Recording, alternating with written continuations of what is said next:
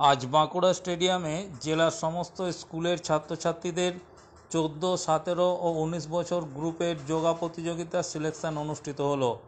এই সিলেকশন অনুষ্ঠানে বাঁকুড়া জেলার বিভিন্ন জায়গা থেকে স্কুলের ছাত্রছাত্রীরা অংশগ্রহণ করে।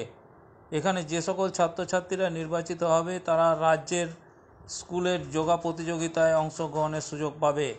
আজকে প্রায় 100-রও বেশি ছাত্রছাত্রী বিভিন্ন স্কুল থেকে এই নির্বাচনে অংশগ্রহণ করে। সকল ছাত্রছাত্রীরাই সুন্দরভাবে যোগা পরিবেশন করল। বাঁকুড়া জেলা বিদ্যালয়ের ক্রীড়ার সাধারণ সম্পাদক কার্তিক চন্দ্র মাল জানান, এখানে 3টি বিভাগে প্রায় 25 জনের মতো ছেলেমেয়েদের নির্বাচিত করা হবে। জেলা স্তর থেকে তারা রাজ্য স্তরে গিয়ে প্রতিযোগিতায় অংশগ্রহণ করবে। বিগত বছরগুলিতেও আমাদের জেলার বহু ছেলেমেয়ে রাজ্য প্রতিযোগিতায় প্রথম স্থান অধিকার করে, পরবর্তীকালে জাতীয় পর্যায়েও তারা স্থান লাভ করে।